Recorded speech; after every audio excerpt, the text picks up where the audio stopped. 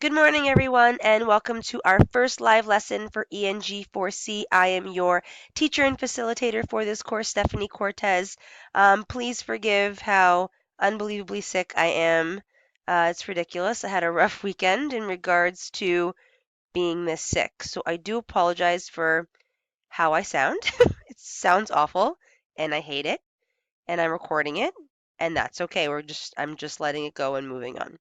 So, anyways, that aside. I'm going to work through today our live lesson on review of paragraphs. So our paragraph review is in fact due today, April 3rd, prior to midnight tonight. So I'm going to go through basically our lesson within it. And if you have any questions in regards to it, please feel free to contact me. Hop into our live chats, which happen every day. Email me, call me here at the BLC, totally up to you.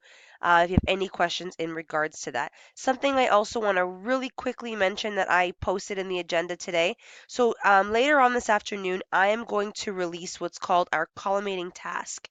And what that means is I give you our final project for the course at the very beginning of the course. And then throughout the course, I stagger due dates and components of it. That way, it's not all due at the very, very end, and students kind of scramble and go crazy at the end. So I'm going to release that project by the end of today. And release conditions in regards to the course aren't connected to our collimating task. So what that means is you'll have access to that assignment regardless of where you are in the course throughout the remaining 6 weeks, just so you know. So stay tuned for that for later on this afternoon.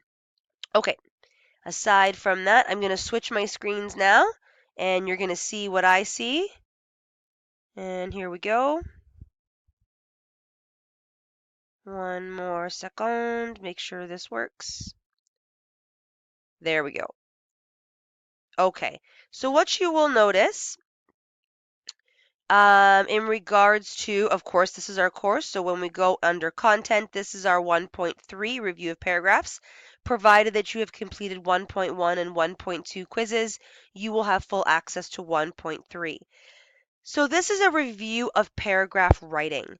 Now, what I've done at the very, very beginning, kind of a basic breakdown of what a paragraph is in regards to a collection of related sentences that usually deal with a single idea or theme. So basically what that means is in terms of paragraph writing, we're not talking about a whole bunch of different things. We're staying very specific and we're staying very focused. And that's something really, really important, especially at the 4C level.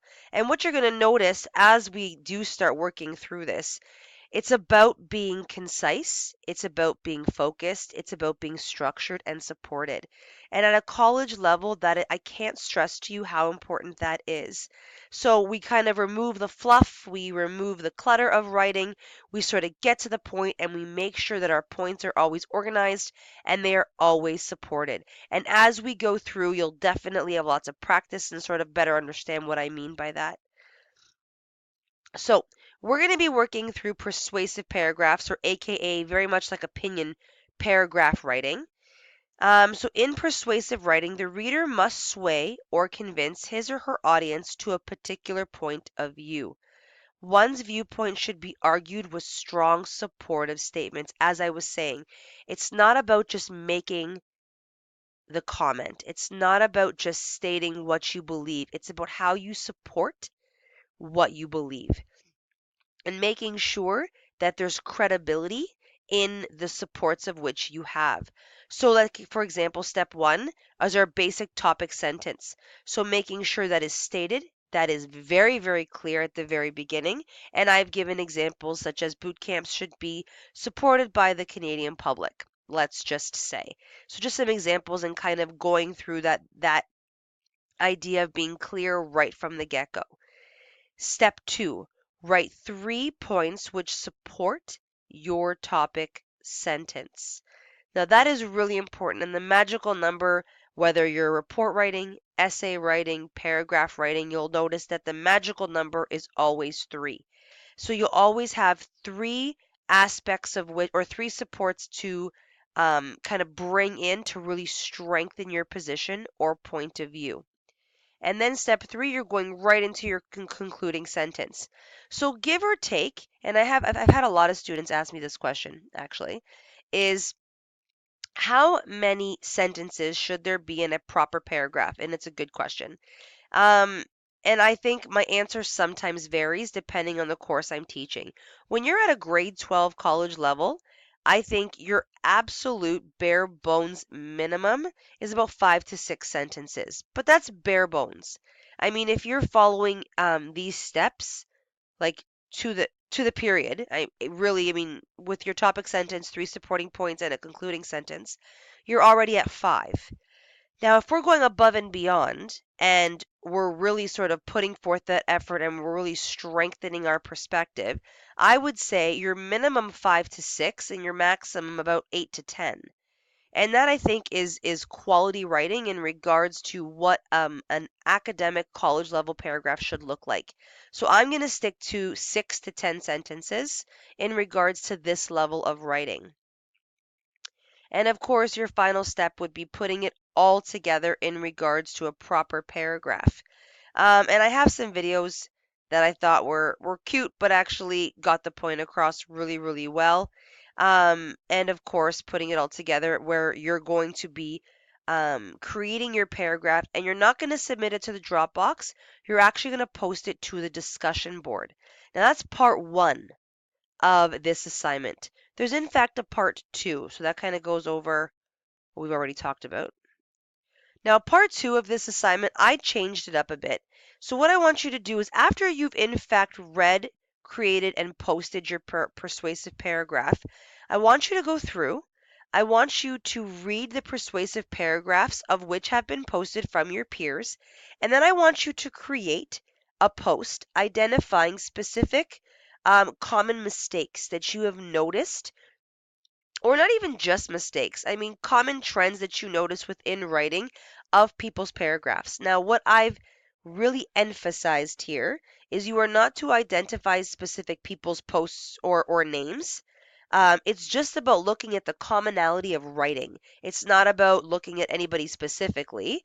This is about being sort of a constructive critical thinker and looking at the way of which people write, the way of which perspectives and opinions are presented, and then noticing things, ways to improve, noticing the way people kind of conduct their opinions. What makes a really strong opinion?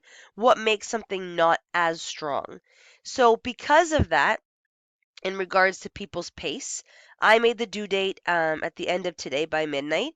And if by the end of today there's not enough posted, then we can go and sort of close this up tomorrow as well. But I'm not going to go any further than tomorrow. Um, and that's kind of what this for lesson 1.3. I'm just going to flip that up here. That's kind of the expectations for 1.3. I'm going to flip my screen back. Almost there. There we go. Perfect. In terms of basic expectations of paragraph writing, so keeping in mind this is a persuasive paragraph. Now, another question I get a lot about paragraph writing is, do I have to bring in sources? Do I have to cite other websites, etc.? When you are writing persuasively, and that means that you're focusing on your own opinion, and because it's a paragraph versus a paper or a report or an essay, etc., you're not really expected to bring in outside sources. I mean, you can reference, something you heard on the news or things like that. But because this is not an actual citation assignment, if that makes sense, you are relying on your own perspective, your own voice, your own opinion. Now, for some students, that's easier. For some students, they find that harder. Where they can't bring in outside supports. They have to really sort of focus on the tone and language and support of which they believe from their own perspective. So in this case, I'm going to say that you don't have to bring in outside sources to cite in this paragraph. It is more, I'm looking more so for the confidence and style of your own writing when you are writing persuasively. So that is sort of the basic, and I think I don't want to take this over 10 minutes. So that's the basic idea in regards to paragraph review. It's one of our first bigger assignments that is coming in. So let me know if you guys need any help, and I'd be more than happy to assist. I'm going to post this live lesson on our YouTube channel, my YouTube channel, and then link it to our course, which you will be able to view on our homepage. So hopefully you guys found this helpful. Hopefully you guys can rock this part, and I'm sure you can. And let me know if you need any help. Have a great day, guys. Talk soon.